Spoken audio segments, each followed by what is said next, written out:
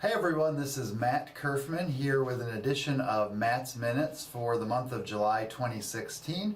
For those of you that are in Michigan or the Midwest area, I hope you're staying cool out there as temperatures get up into the 90s. Some days actually hitting records, and I thought I would tie that into what we're hearing on headlines, media, everything going on with the political elections coming up. But a lot of headlines are now saying, well, the Dow and the S&P and the broad markets are hitting their all-time highs. And so what does that mean? And so I thought I'd touch base on that a little bit and also maybe add some perspective to how this all comes together. So the Dow Jones, for example, is an index filled with 30 of the largest companies. And when it hits an all-time high, we're basically in the 18,300 point range and plus. But to give you some idea, those same headlines come out even though if you look back to May of 2015, so 15 months ago, that same Dow Jones was at 18,312 points, basically at its previous all-time high for a close. And just getting even 1% above that 18,312, all these headlines start coming out. So psychologically we say, okay, well the market's at an all-time high, am I at an all-time high? And there's tons and tons of variables and factors. One is, do I only own large cap stocks and do I have 100% of my money in the market? Very rarely, if ever, the case. Two is, are we comparing apples to apples? And so as the Dow has gotten higher, as the S&P has gotten a little higher, keep in mind that less than a month ago, 3 weeks ago, on June 24th and then June 27th, post-Brexit day, that same Dow Jones was as low as 17,140 points. So tons and tons of volatility is what we're continuing to see.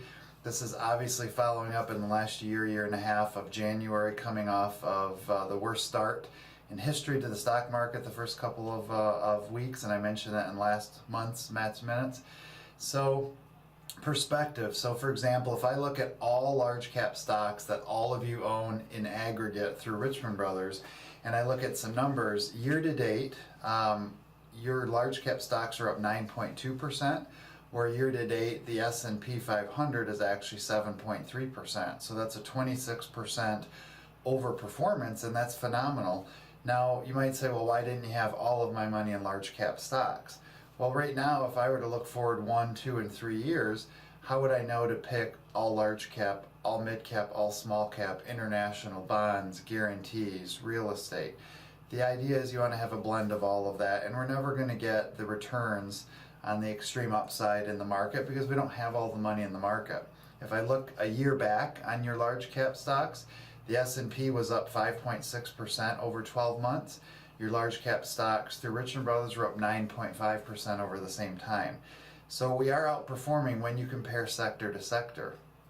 If we own biotech stocks, we need to compare the biotech stocks to the NASDAQ Biotech Index. Small cap to the Russell 2000, mid cap to the S&P mid cap 400, and so on. So it's not always as simple as just saying, well, the Dow is doing this. Keep in mind it's only 1% higher than it was 15 months ago, so that's not really great performance, but that's what the headlines get you excited about.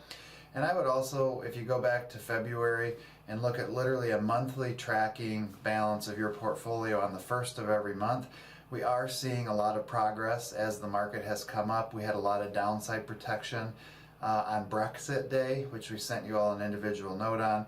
So I'm really comfortable with where we're at.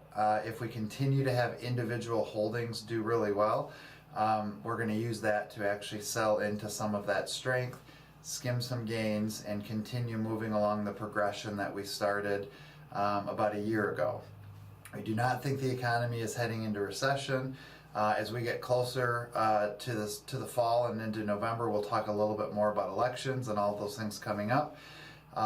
So at the moment, we'll leave it at that. Please continue to enjoy your summer, stay cool, stay hydrated, and as always, we're grateful to have the opportunity to serve you. We appreciate the trust and confidence you have in us, and if you have any questions, call us, email us. We're here to serve you. Thank you so much, and make it a great day.